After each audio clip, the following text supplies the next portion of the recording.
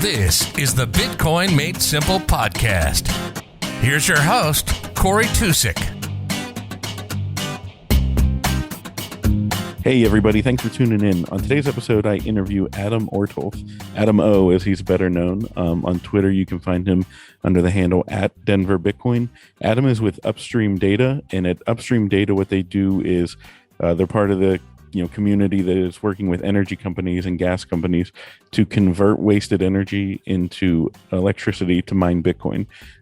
So he has these hash huts that they sell to companies or lease to companies, and they take them out and basically put them where they're extracting gas from the natural gas or what have you from the earth, and sometimes they have to flare the excess off and just put it out into the atmosphere. So instead of doing that, or instead of selling it back to the grid for a really cheap price, they're actually using that electricity to mine Bitcoin and earning a much higher yield. So I thought that was fascinating. I wanted to talk to him about all that. We also get into the infrastructure bill and what that means for mining and how that could potentially affect him. And then we get into a bunch of different things. I mean, we talk about the information equalizer that is the internet. And then we talk about how governments really can't kill Bitcoin at this point. I just really enjoyed my conversation with him. And for the show sponsor today is Coinbeast Connect. Do you have questions about Bitcoin? Personalize your learning and book a one-on-one video call with a Bitcoin pro on Coinbeast Connect. Learn about mining, security, the Lightning Network, DeFi, taxes, and many other topics. It's really easy. Choose your topic and pro, select a date when you're available, and bring your questions to the meeting room. Book your first call today by going to coinbeast.com and clicking on the Connect tab. Be prepared for the financial revolution and get the knowledge you need. And Adam's actually one of the pros that you can connect with on Coinbeast. So definitely, I'll include that into the show notes. And that way you can click on it and connect right to him if you want to talk to him about mining and learn more about that, especially if you're looking to get into this business-wise and want to try that out. It's definitely a valuable resource to use and talk to Adam. If you want to connect with me, the Twitter handle on the show is @BitcoinSimply. My personal one is @TusickCorey. And then you can email the show, bitcoinmadesimplepodcast@gmail.com. Thanks. According to don't worry about that, because I think I've explained this before in the podcast, but my office situation is such a mess. Like, I mean, I'm sure like if you're a home office or whatever, like most of us, and our current house that we've outgrown, like the office has turned into a bedroom. Like I have been basically shoved into the basement, and so once the weather got nice, I was working outside a lot, which I like, being in nature, all that good stuff. And then I had set up a situation where I was going to be able to be in an office temporarily until my streaming platform, until we kind of figure out an office and all that kind of stuff. Right. And that fell through at the last minute. I mean, literally the last minute.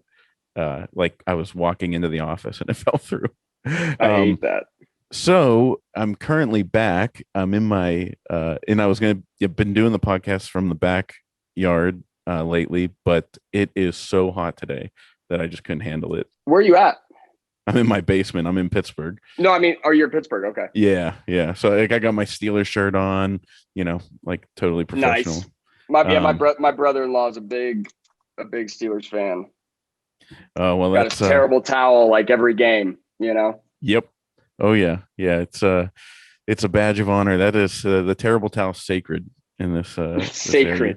You don't disrespect the terrible towel. No, exactly. We have a song about that. You don't disrespect the terrible towel. Last time, like there were 2 times of people on other teams, like TJ Hushmanzada in 2005. The Bengals beat the Steelers in Heinz Field, and he wiped his shoes with the terrible towel, and then we beat them in the playoffs and won the Super Bowl. So then, like 3 years later, Lendell White, if you remember him, I don't know if you're a football fan. Yeah. And he was on the Tennessee Titans. They beat us in the regular season, and he like stomped on the terrible towel, and then we went on to win the Super Bowl. So it's like, you don't disrespect the terrible towel. You do that, and it's gonna come back and bite you in the butt. You. Yeah. So Yeah, I assume you're a Broncos fan then, if you're. I mean, not really. Back in the day, I was. I mean, Bitcoin's one of those things that kind of destroyed sports ball for me. You know, Yeah. it's like it's fucking bread and circus, man. Yeah. You know what I mean? It's one of those things. Like I love sports too. I played football, baseball, and basketball in high school. So I was an athlete myself, and I really love baseball. But I don't get. I mean, and certainly like in the last, I'd say the last 5 years, 6 years, like sports has been so politicized and Oh so yeah. virtue signaled that it's It's it's like dying.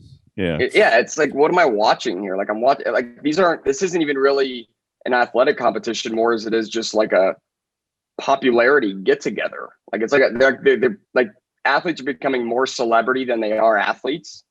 Which is That'll weird. come back to I think the pendulum will swing back because I agree with you. I mean, it's like, I'm watching sports as like my escape from the real world and like everything that's going on around me. So like, And they bring it in.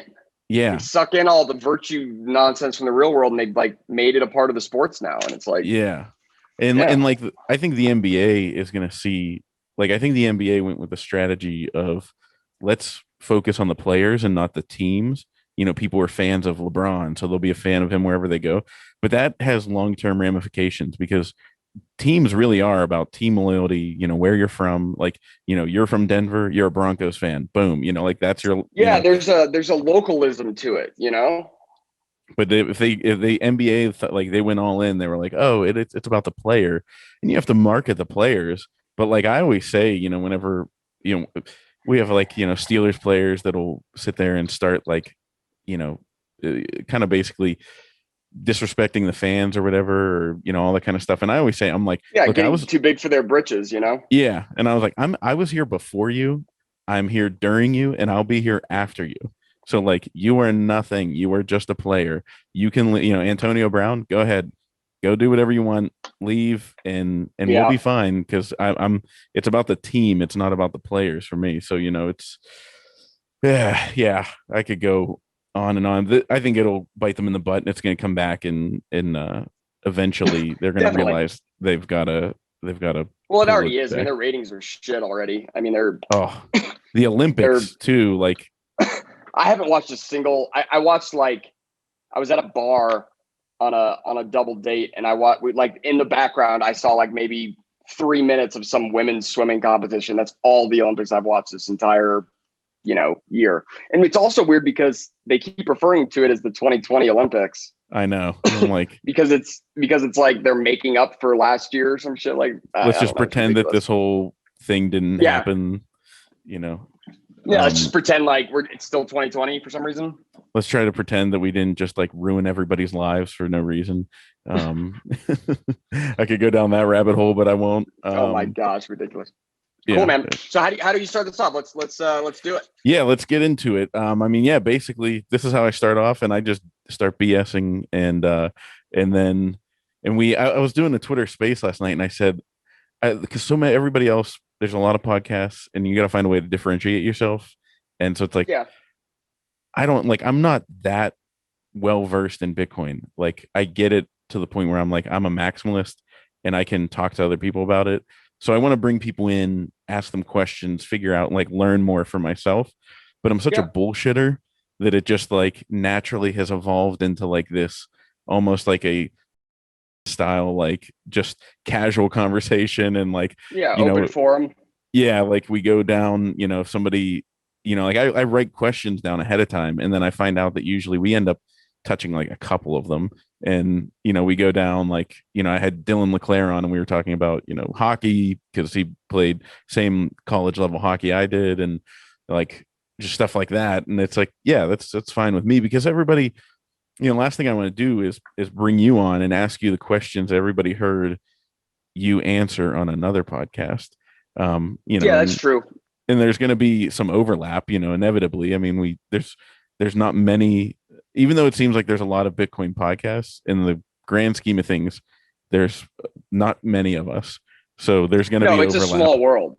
I mean, really, it's just something that the internet exemplifies is how small industries really are, like how few people actually make the world go round, right? I mean, even even in an industry like the oil and gas industry, right? I spent pretty much the entire year of 2018 going to oil and gas conferences and conventions, right? So I went to like, one of them's called NAPE. It's a massive conference in Houston. These little ones out in Kansas and up in Wyoming and Oklahoma and stuff. And I would go there and I would see the exact same people. Literally, like I got on a first name basis with these people, even though I saw them just, a month ago in Wyoming, and now we're down here in Houston doing the same stuff.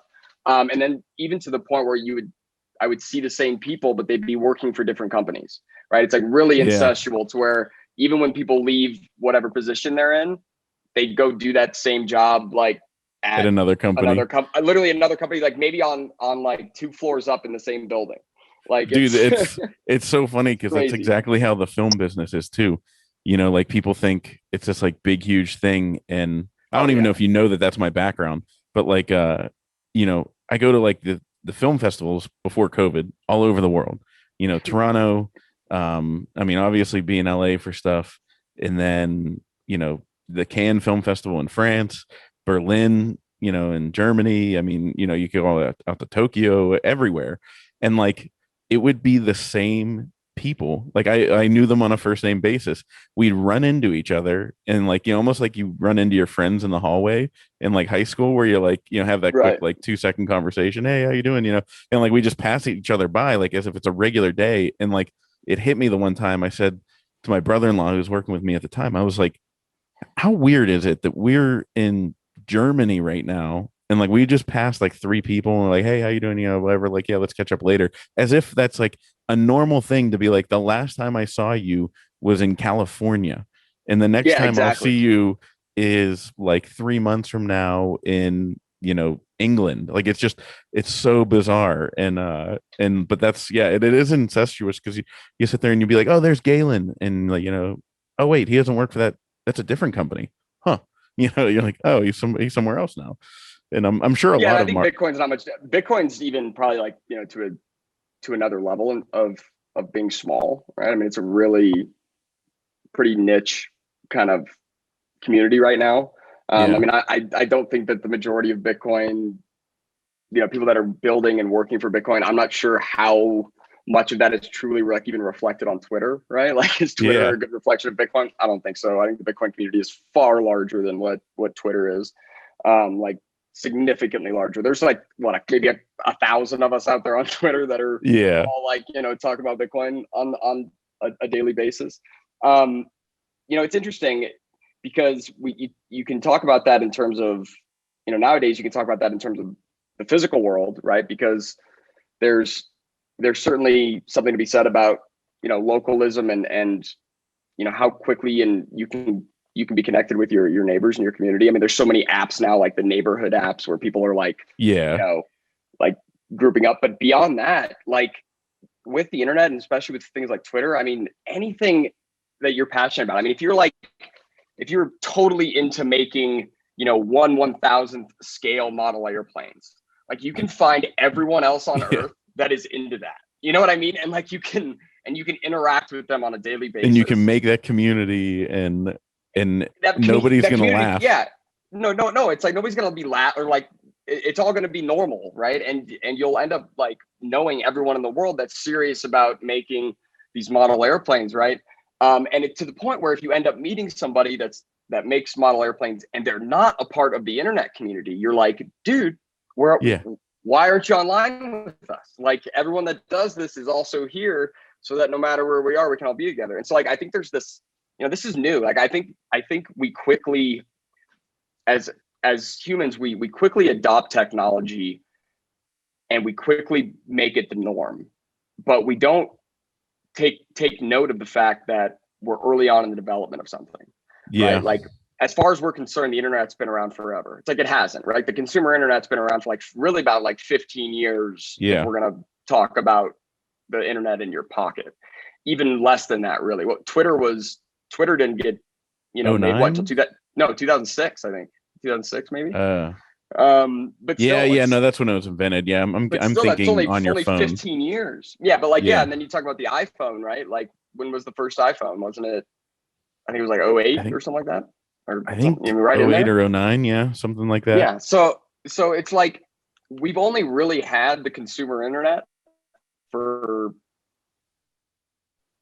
I mean, 2007. I just looked it up. So yeah, 2007 for the first iPhone. So what, we're talking about 14 years since the first Yeah. iPhone. And the first iPhone really isn't even what we're talking about today with an iPhone, right?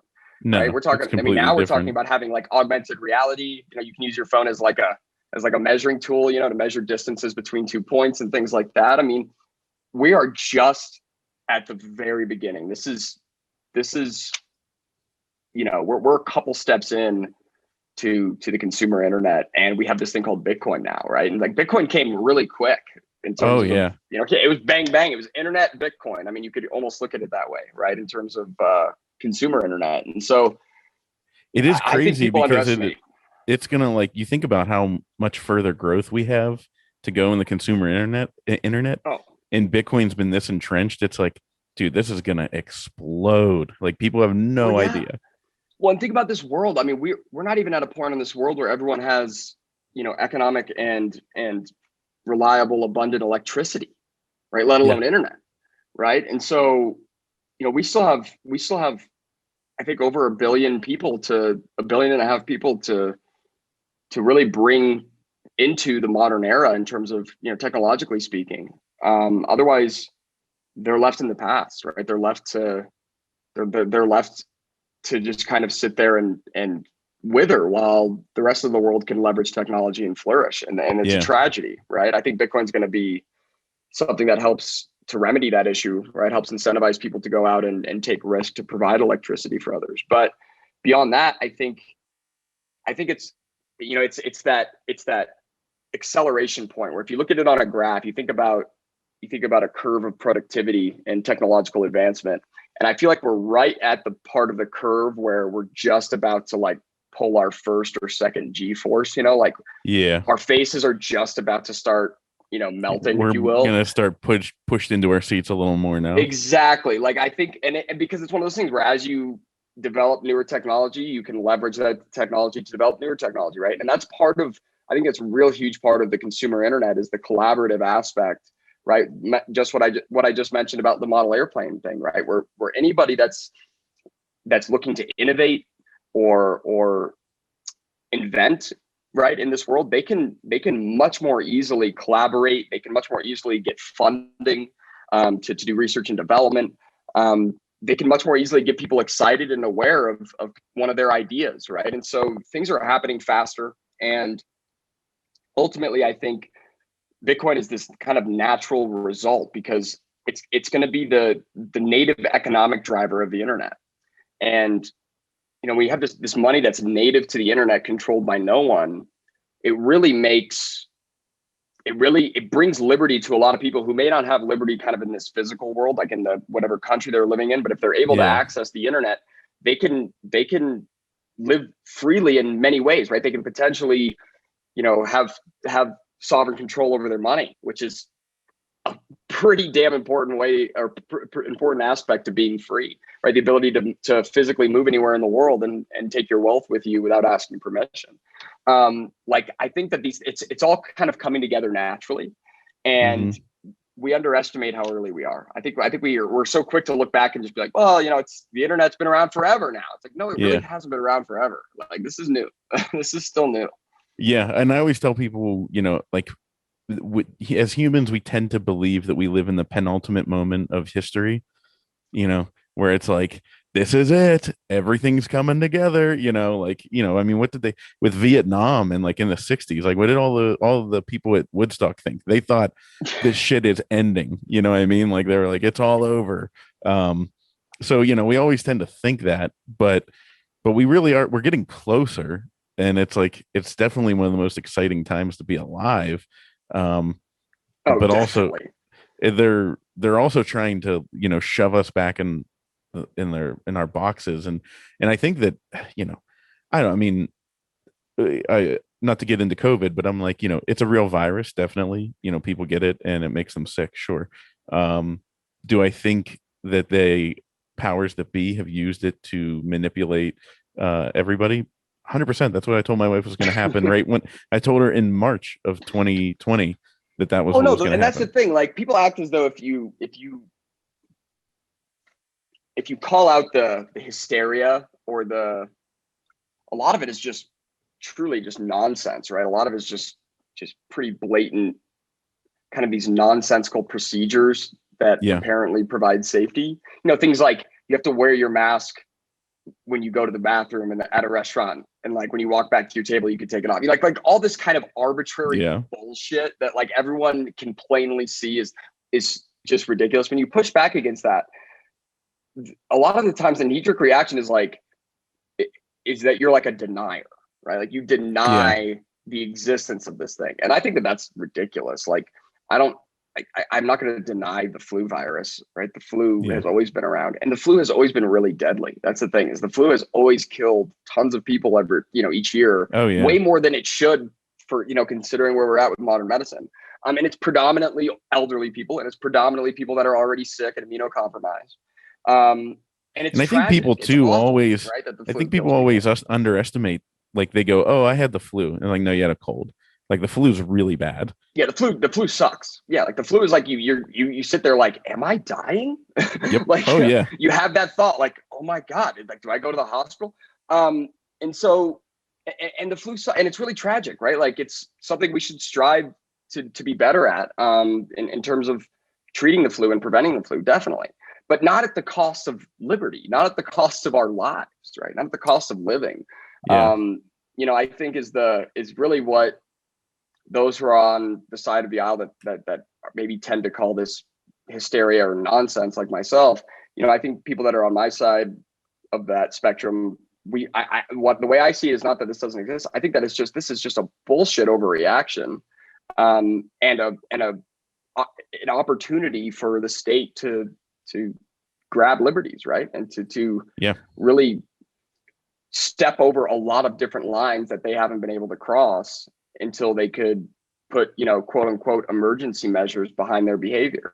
And it's telling, right? It's really telling. It's like, oh, well, okay, so next time anybody wants to get anything done, all they need to do is, convince everybody there's a virus, and then they can force people to do whatever they want. Yeah, they can push through whatever freaking emergency measures they want. I mean, it's nuts. It's like terrorism, right? Yeah.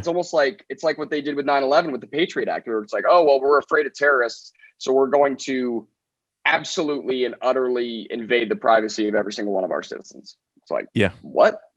Yeah, I know. You step back and you look at it and you go, holy crap. You step back to the point where you're like, shit. You step back and it makes people think, wow, like the ways in which they won from this, this happening, right? Whether it be like the 9/11 terrorist attack or COVID, is like, it makes you think like they're incentivized to create these things, because look at how much they're benefiting, how much the state is benefiting from the hysteria and from the fear, right? Yeah. Or the collective fear of people, right? Whether it be the fear of death or the fear of enemies. What is terrorism? It's creating fear in other people. Yeah, it's all just fear. Yeah. Well, do you think that Bitcoin plays into this at all? Because, I'd give just my general view. It's like, I don't think it's like a direct thing, but there is something going on because they realize that it's over as far as the Fed. And like that video I sent you where like, Bitcoin, like, just slaying all the FUD from the Kingsman. I don't know if you've ever seen that movie, but you should definitely see that movie if you haven't. Yeah, I have seen the Kingsman. Yeah, it was good. It was a good put together for sure. And it's like, I feel like that is what they're doing right now, where they're like, oh shit, this thing's unstoppable. So it's like they're flailing and trying to put the toothpaste back in the tube, and it's not going to happen. So like, do you see that? I mean, I see. Well, there's a million ways that they can vilify Bitcoin.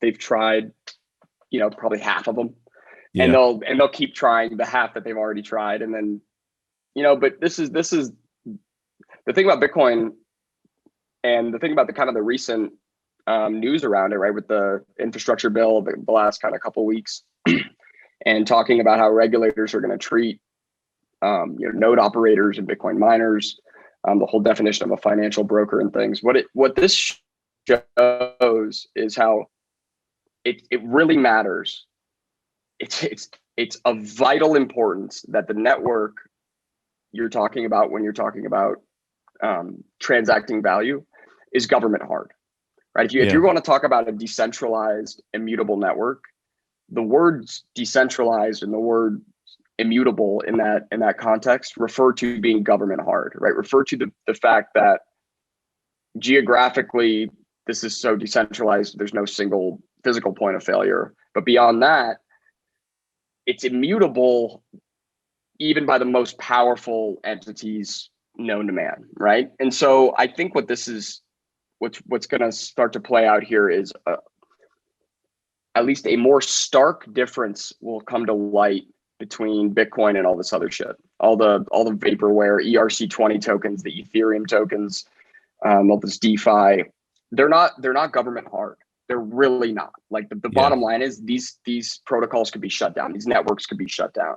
I with relative ease by the United States government. Like I truly think that Ethereum, right? If the United States government was to go after Ethereum, I mean, not only could they subpoena, the Ethereum devs, right? The founders of the Ethereum network. But beyond that, they could force, Amazon Web Service to shut down the Infura, and they could really destroy that network. Like I think they could shut it down, right? Because nobody else can run a Ethereum node. Nobody's got the hardware in their house to run a freaking Ethereum node. Nobody's running a full Ethereum node except for, some millionaire ETH devs and Infura maybe. So I think that's going to come to light. I think that the fact that Bitcoin is truly government hard money, that even all these bureaucrats, these suit and ties can get together, and even if they all vote unanimously to shut this thing down, they can't. And that matters. That really is the value proposition that Bitcoin provides everybody is the ability to store value through time without counterparty risk. See, I'm holding Bitcoin. I have no counterparty risk to that Bitcoin. There is nothing that anyone else in the world can do to fuck up the Bitcoin I'm holding. There's nothing they can do. They can't turn on enough machines. They can't point guns at somebody to do it. There's nothing they can do. And that is a peace of mind, right? Like that is something where in the midst of a world that's constantly reminding you of all the things you should be afraid of and telling you to be afraid of things you probably shouldn't be all that afraid of. Yeah, you probably shouldn't tremble over. In a world that's inundating us with fear, Bitcoin is something you can fall back on, right? It's this little bit of hope, this assurance that like, well, no matter how fucked up it gets out there, like nobody can screw with this. What this is what I've worked for, and nobody can take it. Nobody can bastardize it. Nobody can deflate it. Nothing. And so that's going to become ever more important here, even in the first world. Now that this is something that's been on the forefront of people's minds, in Venezuela and countries like Argentina, even Chile, a lot of Central and South America. Because we're fortunate in the United States. I mean, we have the best shitcoin, right? The US dollar is a really good shitcoin. Like it's the best of all of them, right? Nobody wants one, but I mean, if you're going to have one, that's the one to have. Exactly, right? But and around the world, like the dollar is king still. I mean, whether you want to, whether you're anti-Fed or not, which I am, I still know. I mean, I've traveled a lot, and when you pull out dollars, like you can get better prices. You can get service where you can't if you don't have dollars. And so, dude, for some of my businesses, like the wire transfers I send to other countries, when you see the conversion, I'm like, my God, I have so much money. Well, no, exactly, right. It's like it's all nonsense, right? It's all just like this weird accounting game. But then you go to Mexico. Like I used to travel to Mexico with my family very often, like a couple times a year for over a decade, and it was always about 10 to 1, right? It was always about 10 pesos to $1, right? And like that was just kind of the standard. But then it was always, you'd go get a burger and it would be like 55 pesos, right? So it was like $5. So it was like the quote, the more or less price would end up being the same. Oh yeah. And nowadays, by the way, which is kind of interesting, I think the peso is actually about 20 to 1 to the dollar right now, which is funny. It shows, I haven't been to Mexico in like 4 years, and how quickly that shit can happen. But beyond the fact that Bitcoin has a superior monetary policy than any of these fiat dollars. That peace of mind that it can provide people, especially those who are maybe looking to flee a country, right? Looking to pack up their things and head somewhere else, right? Yeah. Flee for liberty. And if you can't bring your money with you, or if you're going to get stopped and searched, like that could be the difference between survival and death on this journey. And so something like Bitcoin, I mean, when people question its utility, I mean, that's laughable in my opinion. It's like, well, I don't even know how to measure that utility. I don't even know if there's it's invaluable. What we're talking about here. It's like saying, what's the utility of the first design of the revolver? Like when Samuel Colt, it's like, it's like, well, like this has a lot of utility here. Like this is far beyond shooting people. This is peace of mind. Yeah. This is, I now as a man, I don't even need to have, both my arms, and I can defend myself against a man much bigger and stronger than me because I have a revolver, right? What's the old saying? God made man unequal and Samuel Colt made them equal. Dude, that's my friend always says, he's like, it's the ultimate equalizer. It's the ultimate equalizer, right? And it makes government, think twice. Oh yeah. When you've got 400 million weapons in a nation, government thinks twice before they do shit like they're doing in Australia, where they're telling people they can't leave their homes or can't leave the country. I mean, that's whoa. So nothing was more telling of how terrified they are whenever Biden was like, "You'd need nukes." It's like, no, dude. You don't. Yeah, see, that's the thing is you really don't. You don't. I mean, you think about too. Go back to the Revolutionary War. Why did the Continental Army win? Because they employed the militias, and they had the natives helping them. And there was no winning the war for the British. It was at the end of the day, it was either they were going to fight forever or they were going to lose, right? Because that's who was exactly. fighting. They were just going to go till the end, and like maybe you probably would agree with this sentiment. Then I said this the other day on a Spaces where I was and I've been repeating this to people. I'm developing this theory that July 4th, 1776 was never supposed to happen in history. That was something that was never supposed to happen, and it changed the course of history because it's not about just the America. You know what I mean? Like the United States of America could completely change and dissolve, whatever, and become something else. But the idea of America and the freedom that was granted on that day was never supposed to exist. And the powers that be ever since then have been trying to put that back in, close that can of worms, and they can't. And so it's like put the genie back in the bottle. No, you're right. It's the idea, and the fact that we proved concept, right? We actually did it, and it worked. Yeah. Right. So now there's this idea where people it's infinite replication. Yeah, and they want to be free anywhere they live in the world. That's why they're trying to regulate the internet to death, so that because they hate the idea that people can go on the internet and learn for themselves. Beyond that, they can organize. People can organize on the internet really quickly, right? Yeah. Like that's what I mean by localism. I mean, that's why my name was even Denver Bitcoin on Twitter, was because I planned on talking about Denver, politics, and Denver, kind of, I guess, community, news, concerts and things, and then Bitcoin. And the speed at which you can get a group of people together. I mean, I've seen it with Bitcoin, literally with, on a Monday night, we start tweeting things out. Next thing you know, there's 75 people at a bar on Wednesday, like 40 hours later. Right. Yeah. Like, I mean, now that's not a ton of people, but give us a week, right? Like, and give us a week and like $1,000 to use the internet to organize people. Yeah. Like shit, dude, I mean, your returns can go really quickly. And so you're right. The internet is dangerous. I mean, it's a very dangerous tool for the powers for that be. States. Yeah. Well, for controlling information. That's the thing. It's the ultimate. It's an information equalizer. See, in the same way that a firearm is a physical equalizer, the internet is an information equalizer, right? Where now, I mean, imagine being like a professor during the last 15 years. Where like you went from like teaching, giving where a lecture you were on a the course. information god. Yeah, where you were the information, and then now like you're giving lectures and students are sitting there fucking fact checking you live on Google. And they're like, actually, no, it didn't happen. You know what I mean? Like, or that's dispute. Like, this is the world we live in now, and like Which I said, love, this is by new. the way.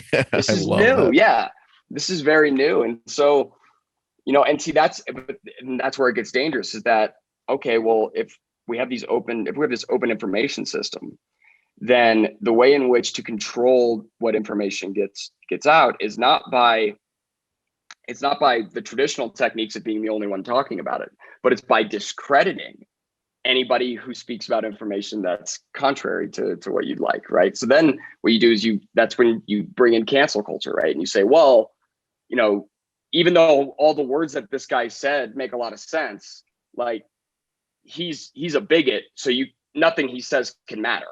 Right. Yeah. Like that's where we're at today is that if you get, it's the speaker box mentality. It's that if the speaker box is ugly enough, the sound that comes out of it doesn't matter how beautiful it is. Everyone hates it. Right. Everyone disagrees with that sound.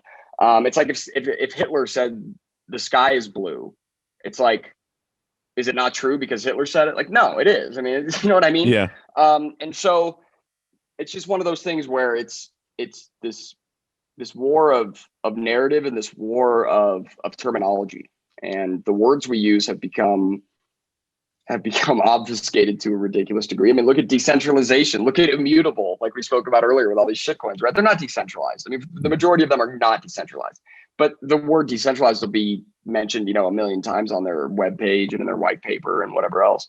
But and maybe they are decentralized in the sense that there's like, 4 nodes. Well, by definition, it's decentralized, right? It's not one central server. So you could claim it's decentralized, but the meaning, right, in the context. My PlayStation is decentralized because I have an external hard drive attached to it. Yeah, exactly. Because I have an external hard. Yeah, I mean, it's like unbelievable. Whereas Bitcoin is decentralized, where everybody is talking about the infrastructure bill, and I was like, you know what, that sucks for the industry in America, but I mean, Bitcoin will still work. Like it doesn't matter. Yeah, I mean, like we know that's the real difference between the Bitcoiners and everybody else that's talking about this infrastructure bill. Is that as Bitcoiners, we understand it's not going to kill the thing that we're building on. Where ETH might die. It might make it painful. Like it might make our lives painful, and it might become a total nightmare to actually build on Bitcoin, and that sucks. Like we don't want that. I get that argument, but the other people, I mean, they're worried about their coin even lasting, like even surviving regulation, and that's the whole conversation that's the whole white paper is how do we make something that truly cannot be either even co-opted to then be destroyed or co-opted to then be controlled. And Bitcoin it's got to be the closest thing we've ever come to. I mean, it's damn near perfect in that sense. It's incredibly hardened. And it also has this unique kind of phenomenon with Bitcoin where it seems to only attract enemies that are just not powerful enough to defeat it. You know what I mean? So it's like, like if you think about it, back in 2011, and I think I've mentioned this before, but I've said this many times, but like back in 2011, I think the government could have destroyed Bitcoin. Like the U.S. government, I think they could have shut Bitcoin down. Right? If they put some effort into it, like there wasn't enough people running it. They could literally by smothering it. They just by smothering it, they could have smothered it or done. I mean, it wouldn't have been that hard for them to destroy it, I don't think, back then. But they had no interest, right? So by the time, like once Bitcoin gets to a certain size where they're interested in destroying it, it's too big for them to destroy. It's too powerful for them to destroy. And that's how it's been with every enemy. I mean, whether it's been the people that want to attack it by, forking the code, right? Like the block size wars. I mean, that was a straight up attack on Bitcoin. That was Bitmain and those guys. They wanted to control the freaking network. Coinbase. Well, yeah, fucking exactly. And they wanted to control the network, and they had the majority of hash rate even, right? But the node validators didn't let it happen, right? We had a user activated soft fork, and Bitcoin wins the day.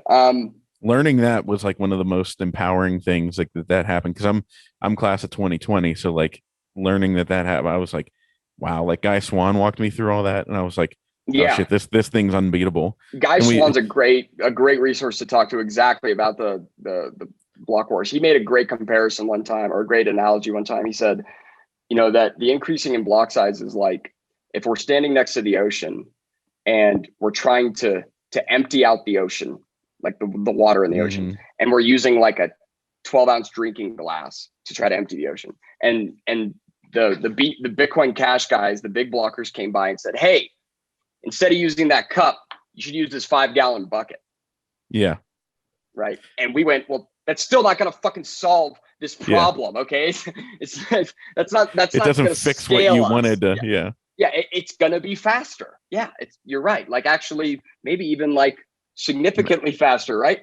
But it's not going to scale to what we need it to. The way in which this scales is the second layer. Right. The first layer, the drinking glass, we need it to keep it at a drinking glass because everybody can afford a drinking glass. Yeah. And then everybody can run a node. And it's really simple to run a node because each block is just a little bit of data. And so even 20 years from now, it's only going to be like, 700 gigabytes of data for 30 years of transactions from the whole world. Like that's fucking nothing. Insane. I mean, in 20 years, 700 gigabytes of data ought to cost me like $25, like maybe. Like I think it doesn't cost too much more than that. No, today. I don't even think it costs $25 now. Like a terabyte today is like $50, right? Like it's like, or maybe $60. Yeah. And it's not bad. Maybe $100, but like, so, I mean, in like 30 years, it might be like $1. Right. Like, and so like when people understand these things and they don't see it for like the political, like Bitcoiners are just toxic kind of whatever argument they think it is. I think people do get reassured, like you said, right? It reassured me that, there was a 51% attack on Bitcoin and it didn't kill the network, right? And in fact, I mean, the white paper plans for a 51% attack, right? Yeah. It's the gambler's ruin problem. It's not very fun to try to 51% attack a network. Like it's very costly and there's no guarantee of success. And in fact, all the statistics are against you. So your money and time is spent, it's probably better spent scamming elsewhere. Like there's a lot better scams out there than trying to attack the Bitcoin network. Believe me. Like the return on it is not going to be good.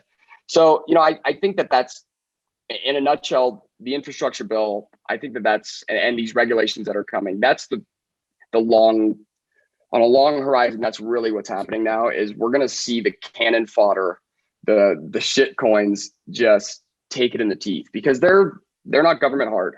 And especially if the government's release a central bank digital currency, they'll go around and they'll shut down every single one of these, Uniswap shit coins that they can. Yeah. Yeah. And, with the whole, like any attack, like, I'm sure other people said this, but I don't know if Guy and I kind of like coined the term when we were talking about it.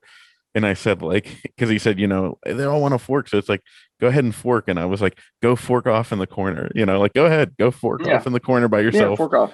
Do whatever you want. I mean, all of us will get a whole bunch of, your free vaporware coins and I'll happily dump them. Yeah. Yeah, exactly. Like, it's going to be really easy for me to sell those for Bitcoin. That's the funniest thing where they go, oh, what if it forks and it's not the original thing? It's like, so I still have the Bitcoin that I had though. Like if it completely changed or whatever, I still had, like, you can't take away the coins, like you go ahead and, like you said, I'll dump them and go back to the original. That's, sure. Give me a chance to acquire more of the real thing. So your background, so you're in accounting, right? Is that how you got into the oil and gas industry? Do I remember that correctly? No, I'm not an accountant or anything. But I was working for a company. I was doing the director of sales and marketing for a software company. And the software that I was selling was a production management and production accounting software. Okay, so not a financial accounting, but production accounting. So oil and gas operators, right? You have to imagine, they have to account for all of the volumes that they produce. And they produce three things, right? They produce oil, gas, and water, right? That's what happens at an oil and gas site, oil, gas, and water. And so they have to account for all that and they have to report to the regulators every month. And each regulator has like a different way of reporting, right? So like, there's an oil and gas company that owns wells in Wyoming, Colorado, New Mexico, and Texas. They all have to report differently, right? And so like I was selling a software that helped guys, enter in their daily numbers. And then from all those daily numbers, they could easily submit, a monthly production report, and, it'd save them a whole shitload of time rather than trying to do it all in Excel spreadsheets and stuff. And so from that, in that job, I went to the first event the first oil and gas event that I ever went to. It was at the Denver Athletic Club in downtown Denver. And I realized really quickly that while I'm a pretty good salesman, I'm a good business development person, right? I'm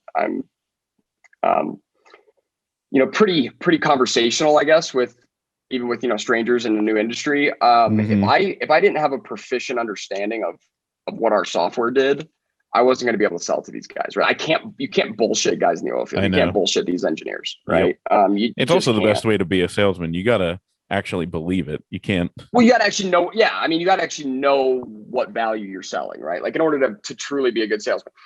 And otherwise it's like, I understood some of the benefits of our software, but I didn't really understand how our software provided that benefit because I didn't really understand what it was doing. Right. Mm-hmm. And so I went back to my bosses and I told them, I was like, listen, like I'm a good salesman. I'm picking up, what we're doing here, but it's going to be a good bit of time before I'm really, confident in selling this because I don't really understand our software product. I don't understand upstream oil and gas production management. You know what I mean? So I don't really know what I'm selling. And so in order to expedite my education on that, and this was, I'm blessed that I had this opportunity. My boss has actually had me begin doing the production accounting for a couple oil and gas companies. So we had a couple oil and gas customers, guys that had purchased our software, and they had asked us to do their monthly production accounting. So they actually outsourced it to us and just paid us. And so that got dumped onto me. And so literally, I remember my first month sitting there and I had all the daily data, like the pumper went to, the well every day and he wrote down the gauge of the tanks and everything else. And I had to type all this into the software and then I had to build these reports. And I remember the first day it was like hell, I almost didn't know what I was doing. But then like my boss sat there with me and walked me through and he's like, okay, so the reason that they're doing this is, it's because they're allocating to the formation. And so we're actually measuring this. And then once I understood the production management side of oil and gas, I understood upstream oil and gas production really well, right? Because when you understand the daily data, the daily volumes and what they're producing, and you understand the economics of what it takes to drill a well and explore for oil and gas, right? The volumes are the same as money, right? It's all the same thing, right? That's what they're selling. And so, from that, I could extrapolate, what kind of monetary return these guys were seeing based upon their investments and things. And that's where I discovered how much, monetary value is just burned every day in the oil field, in the form of waste gas, right? In the form of stranded gas that can't be brought to market. And I had the same question as anybody. I was like, why are they flaring, what would be 20 grand a month? Like it's $250,000 a year. Like, why are they just burning that? And my boss enlightened me to the fact that, while that gas is good and while it's energy dense and really clean methane gas, the cost to build a pipeline would be like $25 million. And so they're talking about, the thing makes $250,000 a year. You're talking about what, 100-year return? Yeah, not going to do that. No, not doing it. And so, it's like, so we're just going to burn the gas and produce the oil. And then, I just understood that. I realized all of a sudden, oh, there's stranded gas in the world. This is crazy. So there's all these companies that are combustion companies and they build combustion stacks. And that's what their business is helping you waste your gas. And I was like, that's crazy. It's interesting. Yeah. Yeah. And that's what right at the time is when I learned about Bitcoin mining. So it was right when I learned, it was right when I'd seen an article about Bitcoin, the bubble popping, the mining death spiral. And that's when I was like, I was just curious, right? I was just like, I wonder what this scam was all about. And so I went to investigate how the scam worked and what the mechanisms of the scam were, if you will, what this Bitcoin thing is. And so I wanted to figure out how it was produced, what mining was. And it wasn't long into learning about mining. I'd say the first or second day when I understood that there's the thermodynamic laws that apply to computer science, that you can't generate a computational hash without some form of electricity, some amount of electricity. that's when I realized that mining Bitcoin or producing Bitcoin, it wasn't a scam. Like nobody was pulling the strings. It was an open and competitive energy market. And I knew where there was a shitload of energy that had no home, right? It Literally getting burnt into the air. Yeah. And so I was like, wow, like, so I just had the itch. I was like, man, I should see if mining Bitcoin on gas would like make sense. Like what the hell did the numbers look like? And so I had to go figure out, how do I convert natural gas to electricity? How much does a generator cost? And when I went and, dove into those things, I was calling generator companies like, Caterpillar and Moser and Taylor Power and things. And when I finally figured out like what the cost looked like, and then I figured out how to calculate Bitcoin mining earnings, I was like, this is really competitive. Like this is attractive. This is better than a pipeline for most of these guys, but I knew that they weren't gonna jump on the magic internet money train really fast. But I thought that they were gonna come faster than they did. Right. So I got nervous and I got a fire underneath me to get involved. So I was like sprinting from that point. Like when I ran the numbers and I realized this opportunity, it was like my hair was on fire, man. Like I couldn't sleep. I was constantly annoying my dad. Like I just go over to his house every day and like show him another presentation and like show him more numbers. And he was just getting annoyed with me.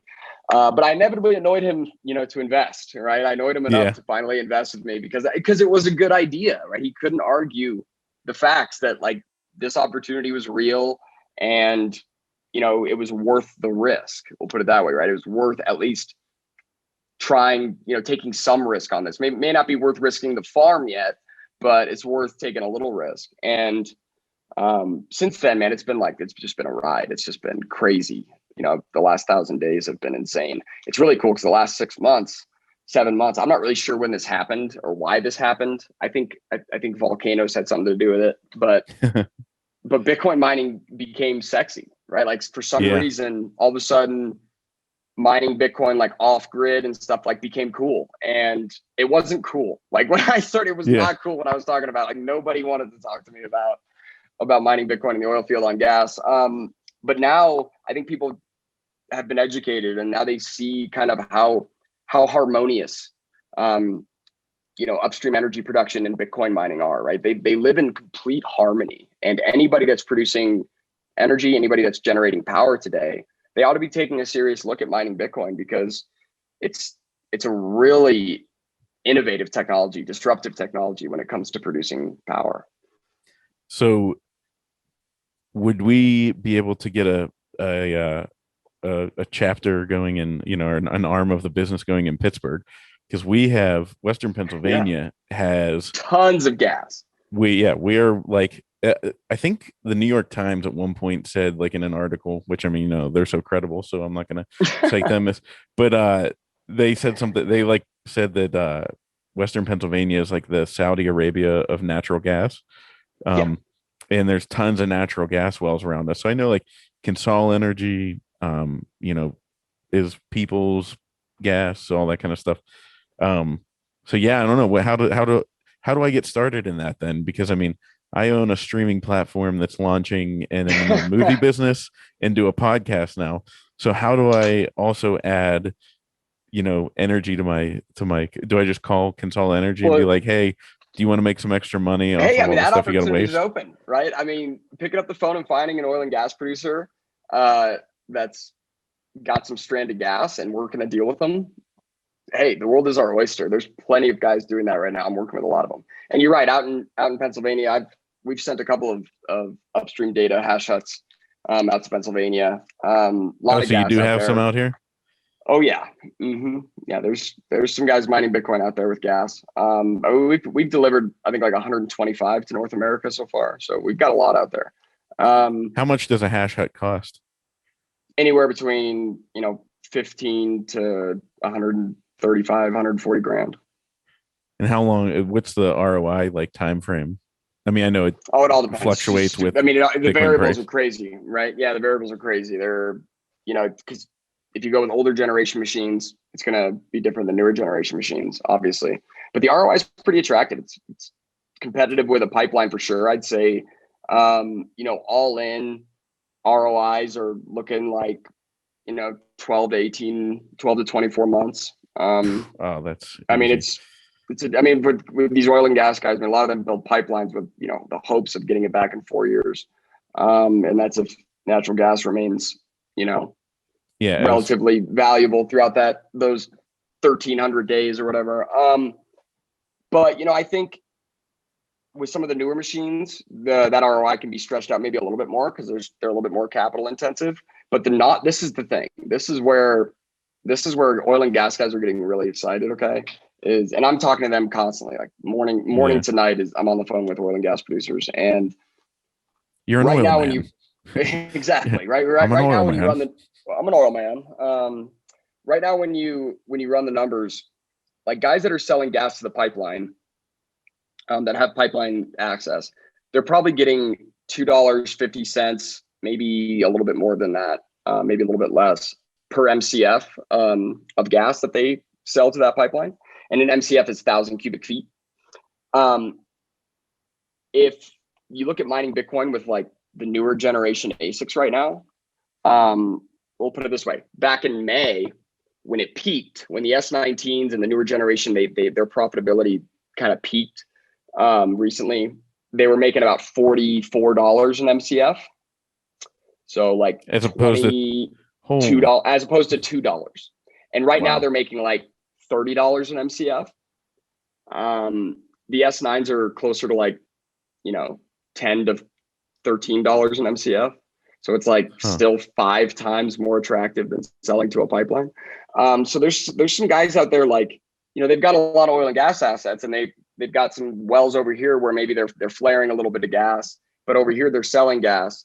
And then, they went from having this well be the one that's wasting and flaring gas, and this one's making like, $1,000 a day. Now all of a sudden this one's making like $3,000 a day. And you know what I mean? And they're like, shit, should we stop selling our gas over here and just start mining Bitcoin with it? And the sheer optionality is gonna, oh yeah, it's gonna change. It's changing the entire oil and gas game, right? I mean, it's really early. We're still very early, like top of the first inning, but that's happening. That is gonna really, whenever you can't get gas because they'll be like, well, we just stopped selling it to the market because it makes more money on Bitcoin. And like people are like, well, and the sheer optionality of it, right? And so it's like when they work those deals with the pipeline guys, if the pipeline guys aren't going to give them a good price for their gas, they have the ability. Like before, they didn't have any other option. It was like, well, what are you going to do? Like burn it, right? So the pipeline guys had all the leverage. Now the producers have optionality, and that's going to change the game in and of itself. But beyond that, it's going to be a massive arbitrage on the natural gas price, right? Because anywhere where you're connected to pipeline, you're only getting $2 an MCF. If you can mine Bitcoin, well, you're gonna ramp down that supply to the pipeline, as much as it makes sense to, within reason. And so, once guys get confident with this technology, once they're really competent and confident in running a Bitcoin mine on site, I think that's what we'll see. And we're just at the point now where they're figuring it out, right? They might have had a Bitcoin mine for a year or something. Like, we've had customers since 2017. So there's been guys out there that, they're buying their 8th or 9th hash hut from us. Wow. Because they just keep rolling over the profits, right? One of our customers says it's like breeding rabbits. And so, some guys are just doing that, but the bigger guys, they're a little bit slower to move. And so they're just now kind of dipping their toes in, and they're just now getting acquainted with this and becoming proficient with, the technology, the numbers, the investment. Once they actually operate a Bitcoin mine for 6-8 months, even a year, I could see them go huge, right? So I think, from now until the next halving, we're going to see insane investment dollars and time get put into Bitcoin mining off grid, right? Away from the grid. Yeah. So man, that's awesome. And so what makes up a hash hut? I mean, what's super exciting stuff? It's just miners and well, I mean, the hash hut looks like this here. I got a mini one. So Crypto Cloaks makes a node case that looks like one of our hash huts. So nice. Yeah, so this is there's just literally miners on either side of it they're pointing outward. Yeah. And so their exhaust is blowing out the top, intake in the bottom, and then our hash huts just get deeper. So like this isn't our 8x4 foot, and then it can go by 8 feet, 12 feet, 16 feet. We can go all the way to 40 feet. So Wow. we can build a portable Bitcoin mine that goes, that can consume almost 2 megawatts in a single building, single 40-foot hash hut. But there's a lot of guys out there that just have a little bit of gas, right? So there's no reason to give them a massive 40-foot building or a C can. It makes sense to build them like an 8x4 or an 8x8, and they're going to deploy maybe 65, 64, or 128 S9s, or maybe they're going to deploy 48 S19s or something. But still, 48 S19s, that's like $500,000. Yeah. Right? Like, it's not cheap. Yeah. Serious money, or 350 grand or something. Right. So like and it'd be earning serious money, but even though it would only be consuming maybe, 60 MCF of gas a day, which is nothing, right? Like there's wells out there that have 1 million cubic feet per day. Like there's tons of them.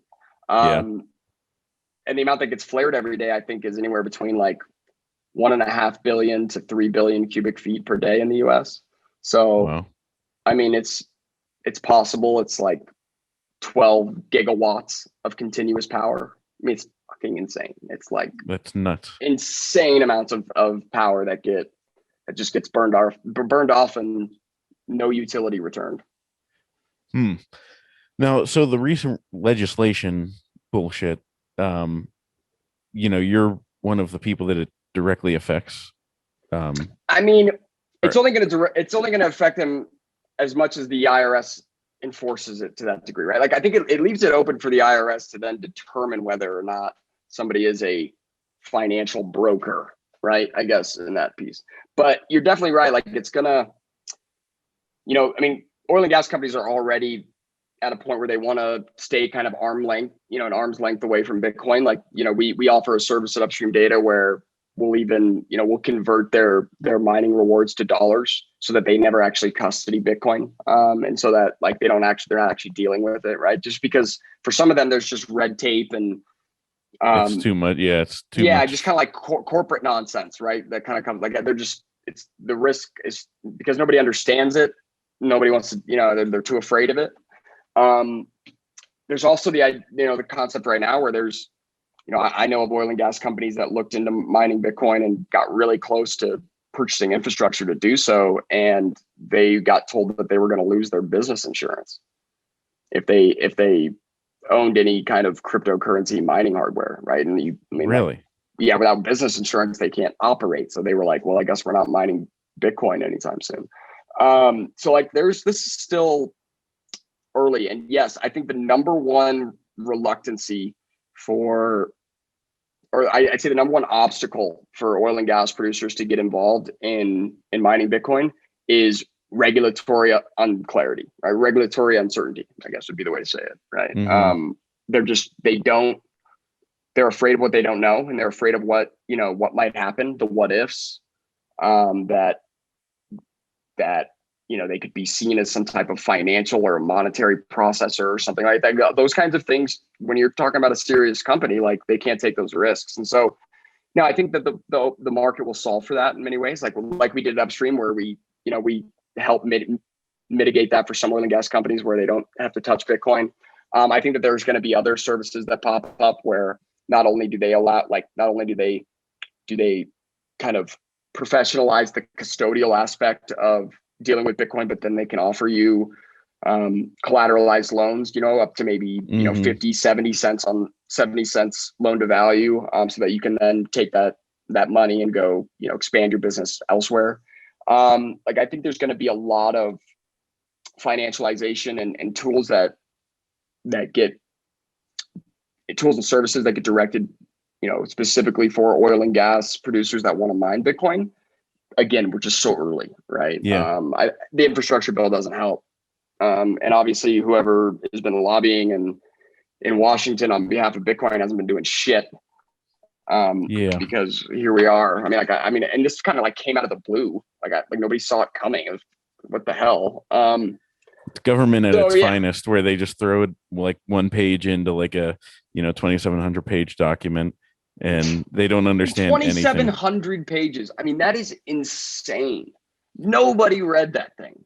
Nobody read it. Yeah. Like, I mean, and it's kind of funny, like, not that I'm saying El Salvador is better than the United States, but like, we talked about how the internet, like how quick things can happen. Like, I don't know if you were in Nick Carter's room when it became like there were like 24,000 people, and the president of El Salvador is in there, and like we're hearing them pass it into legal tender live, and so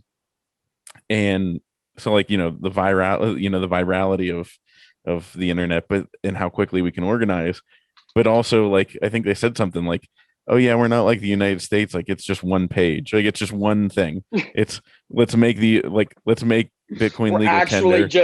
We're actually talking about exactly what we're going to pass. We're not hiding a whole bunch of bullshit, on pages 2 through 2,700. Yeah, it's absolutely ridiculous. I mean, I think we've gotten to a point where, again, it's the good news is I don't think that anything the government does will determine Bitcoin's survival. But I do think it will determine our comfort as Bitcoin users. And so we might have some uncomfortable times ahead of us. That, right? We might have some pain on the horizon. And you see that in pain in price, or pain as in like just have to reorganize? Well, price, I would say that I think the government can do a pretty swift job of crushing price pretty quickly. I mean, they can just announce, that they announce that they're going to make it illegal, or they're going to tax it this way, or they're going to try to tax it this way, even if they're not going to be successful in passing the tax. Just all those things can initiate a price topple, but it's temporary, right? Yeah. It won't go to zero because I'm buying, and like it'll just prolong the inevitable, but it might be painful for us in between, right? It might be a little bit more like not as fun to endure. Yeah. As if they were to make really responsible and open-minded, very non-intrusive regulation and legislation around Bitcoin that maybe helps the industry flourish because there's clarity around around regulation. And so then people feel comfortable investing and building, but they could also do the exact opposite, and they could keep it unclear for a long time. And any information that comes out is typically negative. And so people are just, like, nobody's going to bring any real serious money or dedicate any real serious time until they know that Uncle Sam isn't going to rug pull them. But again, it's going to survive. Like, that's the good news about Bitcoin, is it's not going to die. I'm not going to turn off my node. I'm not going to stop mining it. Like, I'll do it illegally. Freedom will exist somewhere. I mean, I'll peacefully disregard those laws and I will, you know what I mean? Like, I'm not going to cause any violence upon doing so, but I am not going to obey something that tells me I can't run a Bitcoin node or I can't mine Bitcoin. I mean, that's tantamount to telling me I can't say something, right? Yeah. It's tantamount to speech, right? Because I mean, that's all this is. This is code. This is open source information. This is speech. And so, they're trying to regulate speech right now. That's how we should treat this. That's how we should treat them. Well, and I'll gladly show my Movies Plus platform. The apps will be out in like 6 days. So by the time anyone hears that, for most people, it'll be out. Yeah. But we are fiercely defending First Amendment rights, freedom of speech. And so we're there for everyone that gets canceled. And there right now, there might be people on the left that'll be like, we're not politically leaning one way or the other. So they might be like, oh my God, you're giving voices to people on the right that are getting canceled. And I keep telling people, I'm like, I'm going to be there for you when you get canceled, because eventually this ugly cancel culture will turn its head on you and it'll come to devour you. Like even Bill Maher, like, they're trying to like go after him because he was, talking negatively about cancel culture. Cuomo was like the leader of cancel culture back, only like a few months ago, and now he's toast. Oh, he's like, eviscerated. Yeah. So it's like eviscerated by it. Yeah. Everybody deserves to have their voice. So that's our big motto. And people have surprise, I say it sarcastically, surprisingly, people want to have their voices heard and want freedom of speech. So yeah, I think Bitcoin will be fine. And I think ultimately too, I've been telling people it's going to get ugly. Like, do you think like the Fed and all the powers that be that Yeah, control I everything don't think they're gonna go without kicking and screaming. They're gonna yeah, kick and scream. yeah. I mean, they're going to lose. That's the beauty of Bitcoin, is that we're all sitting here going like, they have no idea they lost. They lost. The hand is They over. already lost. The hand's over, and you can just watch them flip out. They're going to throw all their chips at the poker table. They're going to flip chairs. They're going to make a scene. They're going to get carried out by security. And all you have They're to do gonna is just sit burn the there and motherfucker down. I mean, they will burn. That's the thing, is the people in power. I mean, I believe this. I see it. I really believe that they would rather see the world burn than they would see the world outside of their power, right? yeah, Outside of their control. Like, they would rather it all go to hell than it no longer be under their thumb. And that's a scary, I mean, that's who we're dealing with. It's like, I think we're dealing with people. I mean, they're willing to do things that I'm not willing to do. Like, I think they're willing to do worse things that I wouldn't, lines I'm not willing to cross. I think these are people that would cross those lines. And so thank God yeah, Bitcoin's hard enough that I don't have to do anything crazy. yeah, Right? Like, that's what's so beautiful. I don't have to be violent. It's a non-violent revolution. I get to just opt out. I get to just say, I don't want to play your rigged game anymore. I'm just gonna go over here and play this game. Just leave me alone. But they're never. I mean, I don't know if they're gonna leave us alone, man. I just don't. I don't see how the Fed loses the power of its money printer without an insane fight. Like, do you think we're in the middle of that right now? No, I don't think it's really even started yet. Like, I think they're only gonna really start screaming when Bitcoin's like a $25 trillion asset. Like, when we're over $1 million Bitcoin. That's when they'll start flipping out. And at that I think point, that's when oh they my start. God, think how That's when they powerful start it'll be. seeing it. Because then we're 10x away from the treasury markets, and it's fucking real. Yeah. Um. No, that's nuts. Well, and so I got to ask you about. So you tweeted and helped give me like a 300 follower boost. Oh yeah. Yeah. Did you mean to include me, or was that by accident? I couldn't believe No, I that I meant to was a part include of you. that. No, I know that Coinbeast ended up sponsoring you, and Yeah. I'm a big fan of Coinbeast and all their Bitcoin only education that they've been doing the last year. Yeah. And so I'd seen that Coinbeast had sponsored you, and I talked with John at Coinbeast, who said that you were a good guy and that you were kind of set out to make a little bit of a different podcast that was set more probably tailored a little bit more toward earlier audiences, I guess. Yep. And so I was all about it, man. Heck yeah, I was going to give you a shout out. I was I was sitting there looking at the list. I was like, holy shit! Like, I don't deserve to be on this list with all these other people. Oh, definitely, man. I mean, you're putting in time, putting in work to try to get information out there and give people like me a chance to help educate as well.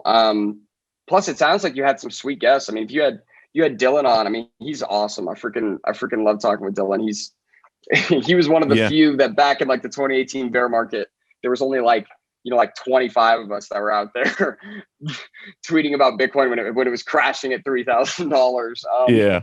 And he was one of them. It's like we all knew each other back when we only had like 20 followers each. And we were just talking about Bitcoin, just our lonesome selves. And so really cool to see him on there, see his success, right? And his work at Bitcoin Magazine has been awesome. So love that stuff. Yeah. And then Guy Swan he's great. I mean, Guy Swan. The Swan brothers are awesome. Guy and Jeff are great. Yeah. That's Jeff is gonna come on. He said he wants to set up his like recording situation. He was like, I gotta get it like all back up and running. But yeah, I want to have him on. It's just been fun. And yeah, the Coinbase reaching out to sponsor just totally blew me away. Like I always say, I'm stunned that people actually listen. Like I'm doing this to learn and like just BS and have fun. And I'm like, I'm like, oh my God, like people listen? Like what? Well, because people are doing the same thing, man. They're looking to like I listen to so much audio content all the time. Like while I'm working, I usually always have something going on. I'm usually listening to something, and so it's more stimulating than what the news or Bloomberg terminal or whatever they're talking about, or it's either that or music, right? And man, in this day and age, with how fast the world moves and with which is so much going on, like it's hard to disconnect a little bit. It's hard to not want to hear from these minds that I admire and like what their most recent thoughts and most recent kind of theories are on the world, you know? So like there's something there. You definitely are going to have an audience. I mean, if you're bringing on, you know, good minds, like people are always looking for good information and stimulating conversations.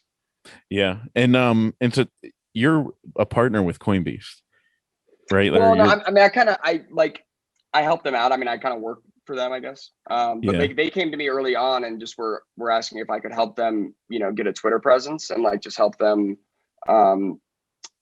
you know, like give advice on what topics maybe they should dive into and write about, like what products maybe they should review or do some stuff on.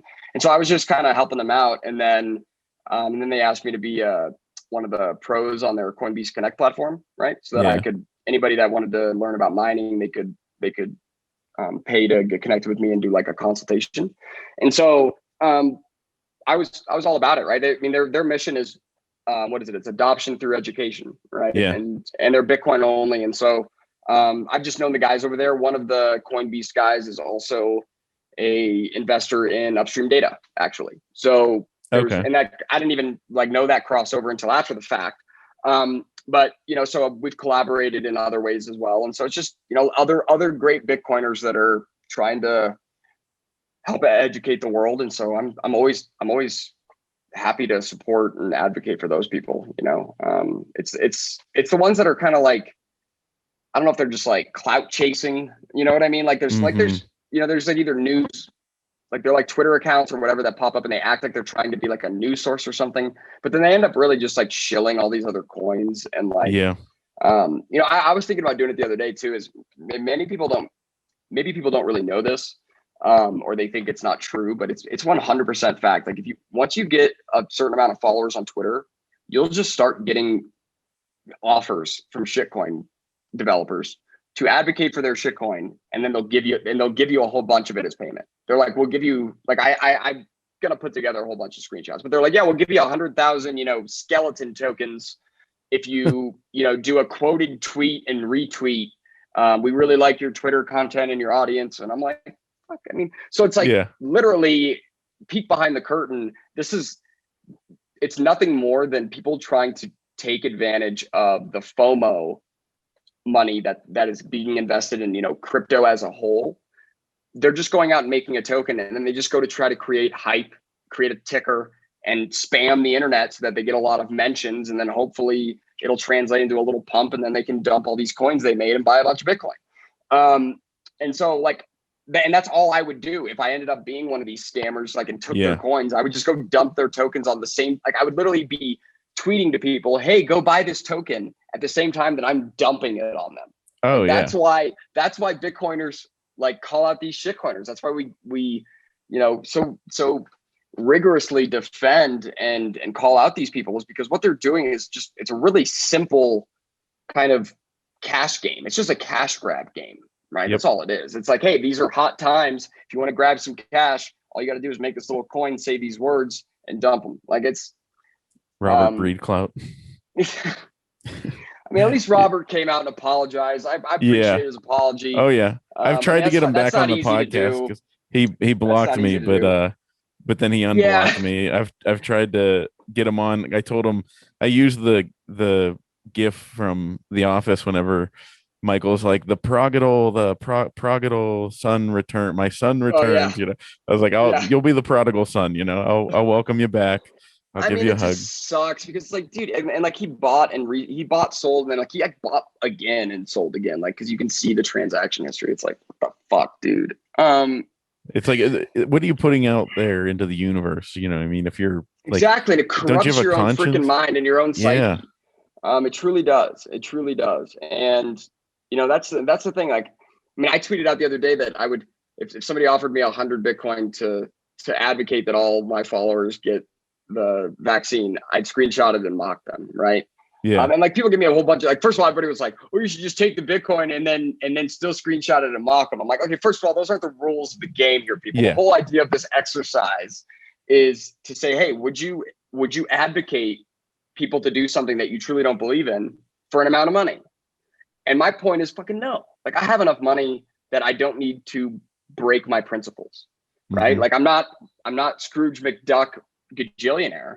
And of course I could certainly use more money, but not at the cost of my own values, my own principles, right? And certainly not at the cost of what I believe to be not true, right? So I in other words, what somebody's doing when they're in this exercise is saying, would you compromise yourself for money?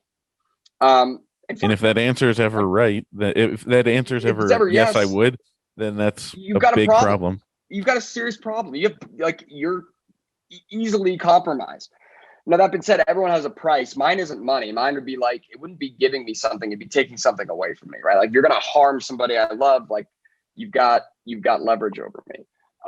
Like, that's more my price. Like, but to just be bought and bend on your principles for what? Just for your own greed? Like, for a little bit of money. You know what I mean? Yeah, exactly. I mean, even if it's a lot of money, fuck them. Like, you can never buy that back. You can never buy what you just sold back, right? Because what you just sold was yourself. You just sold your own value system. Yeah, I mean, what Robert unfortunately sold his credibility, and he lost a lot of credibility for sure. Yeah, I mean, that sucks, and I think, but by the way, he did earn some back, right? Credibility is very hardly gained and very easily lost. But he gained some back by apologizing. And not many shitcoiners, is Roger Ver ever going to come back? No. That's a great question though. Could Roger Ver come back and be redeemed? I think he could. He just it'll never happen. He'll never do it. What would he have to say though? Like, what would he have to say? Like he had to come back and be like, okay, guys, listen, I just wanted to become a gajillionaire. Like, what does he have to say to justify his actions? You know what I mean? Full on attacking the network and trying to more or less destroy this thing that provides all these amazing goods to the world. Like, I think if he would if he would admit that he got obsessed with the idea of making a shitty PayPal, and that, it's like he became obsessed with banking the unbanked, didn't see the big picture. And if he came back and was like, you know what, guys, everything I was trying to do can be done on Lightning. My bad. That's okay. Yeah. No, if he's, I mean, do you think that's going to happen? Yeah. No, I don't think it's going to happen because he doesn't. I mean, why would he? Yeah. I mean, I said that to Dan Held because he's been around for a while, and I said it's got to be tough. Like, you see a lot of people that and then they fall away. I don't know if you saw my pinned tweet. Is I'm making it the Shitcoiners Hall of Fame, Hall of Shame. And it's just a thread that keeps going. So the first one was, you either die a Bitcoiner or you live long enough to see yourself turn into Roger Ver. And it was Chamath on the one side and Roger Ver on the other. And then the next one was Elon, like you either die a Bitcoiner or turn into Chamath, and then Robert Breedlove. So it's like, I want it to become this thing where it's like, hey, like, I'm watching, and don't make me put you on that thread. Like, let's just keep everybody in check here. If you ever shitcoin, I'll throw you up there. I don't care if I said if Guy Swan turned into a shitcoiner and went against Bitcoin, then I think it's over. Like, I think Bitcoin is then Bitcoin's dead. Yeah, it is dead because if either of the Swan brothers become shitcoiners, then Bitcoin has failed.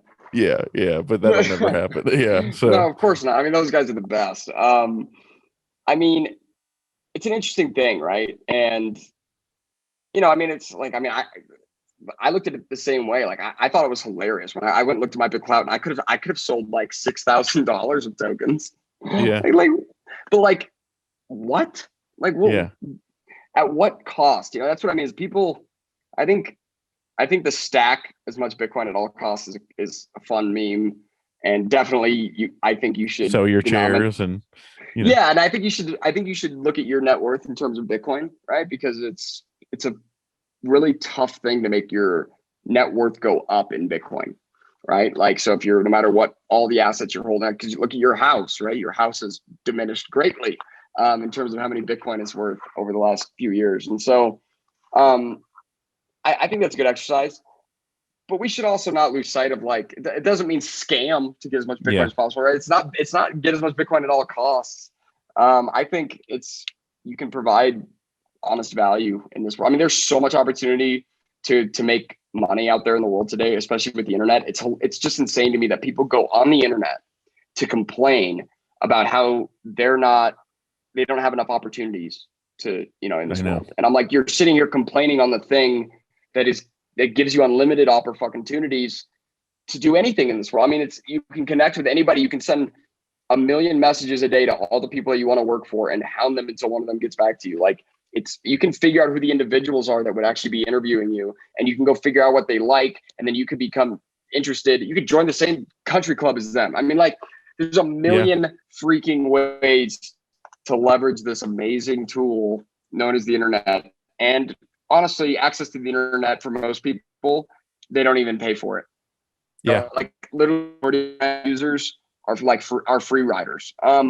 And so it's just nuts to me that people are out there, and the way that they go to make a buck is by, creating a shitcoin or an NFT of a rock that sells for like $100 million. I mean, it's just insane to me. Like, that's why I'm so happy to be working at Upstream Data, because, what I'm doing, like, I'm really fulfilled by my work, right? Because when I work with guys, they have a problem, and we help them solve their problem. We help them become better at what they're doing.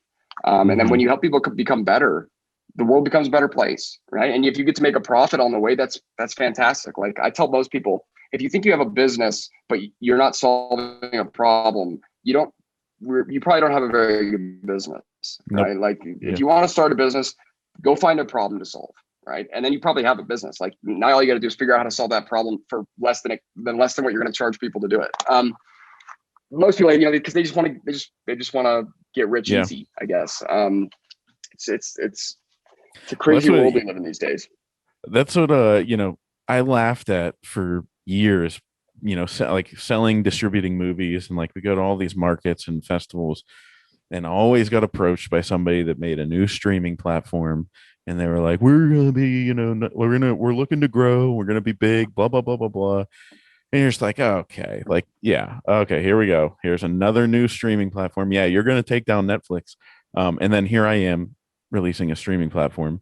But it was like, whenever I came to the idea, like, I saw the silencing, and it's like, you better offer something different.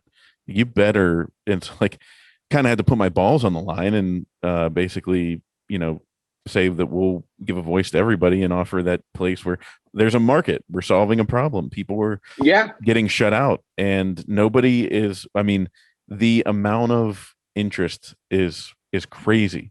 That like, I think our platform is just gonna explode very quickly. So is your platform? It's like literally tailored to everybody that's been canceled. This is the place to come.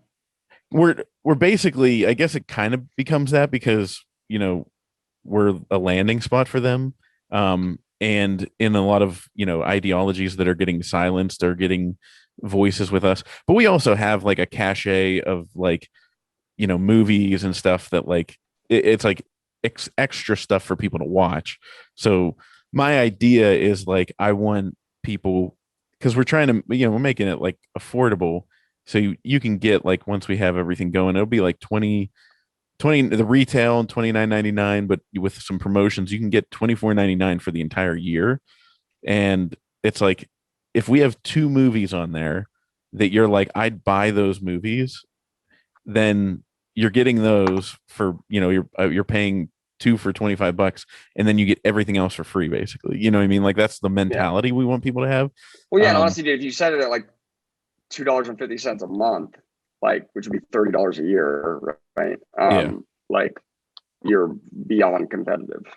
And for what's out for there. us, and so when I look at it from like Bitcoiners, like how you said, providing value, like, because now all of a sudden it's like, well, shit, like, I have a little bit of, I have some momentum in the Bitcoin world, and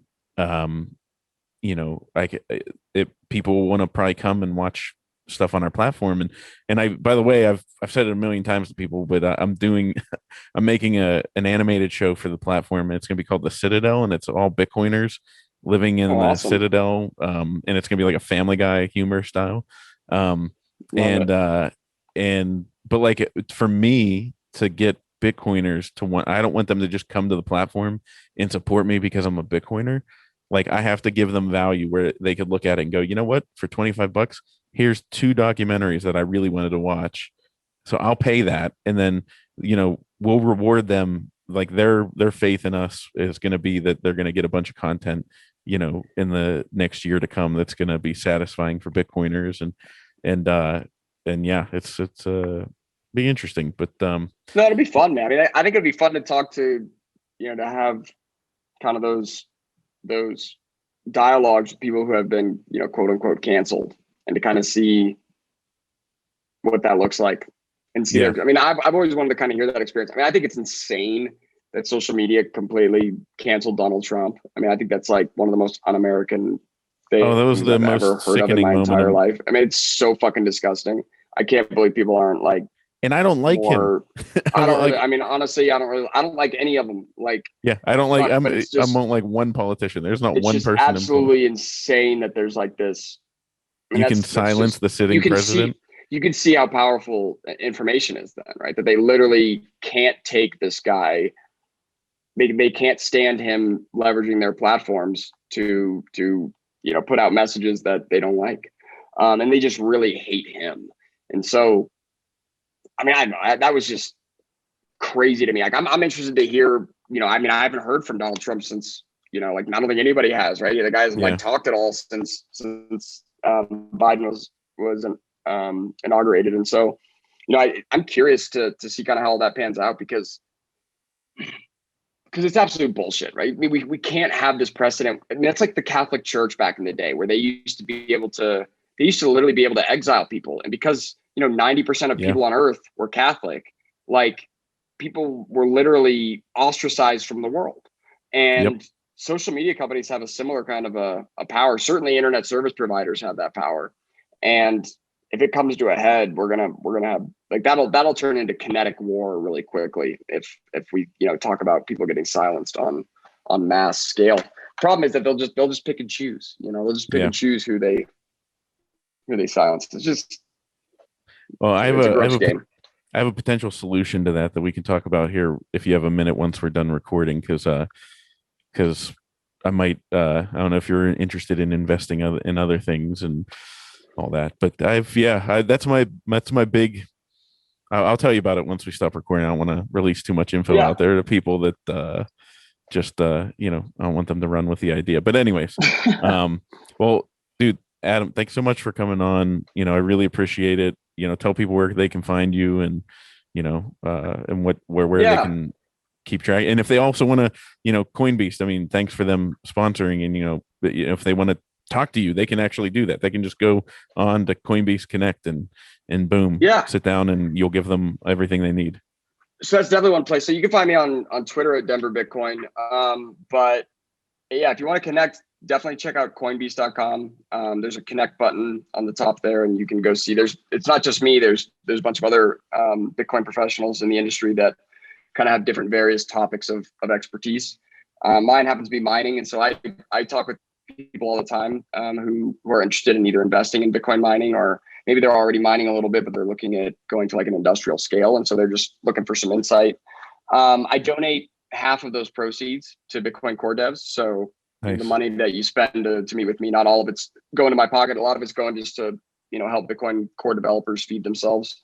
But also check out Upstream Data for sure. Upstream Data, we're a company based out of Canada, and we're building oil field infrastructure for oil and gas producers to mine Bitcoin. And so, I think it's one of the most exciting parts of the industry is how Bitcoin is kind of intertwining in energy production, and how it's persisting throughout the entire oil and gas industry. So if you're interested in anything like that, definitely check out Upstream Data. Their website's upstreamdata.ca, I believe. And shoot an email to them if you ever want to get in touch. I'd be happy to talk with you if you're looking to maybe potentially mine some Bitcoin in the oil field. I'd be interested in speaking with you about that and building for you. So, but no, thanks so much for having me. This has been a blast. I hope you get a bunch of awesome guests on this podcast, and I really hope the streaming platform works out too well. Yeah. Man. I mean, we need it, right? Because we need some type of a platform where we know people aren't going to be silenced from it. So you could always, it'd be the default. It'd be hey, if this person's canceled from everything, you know that you can go to this platform and find their content. Like, I think that's a cool idea. It's gonna, there's a need, so we'll fill it. Yeah, exactly. Awesome, Corey. All right, man. Thanks for coming on. Yeah.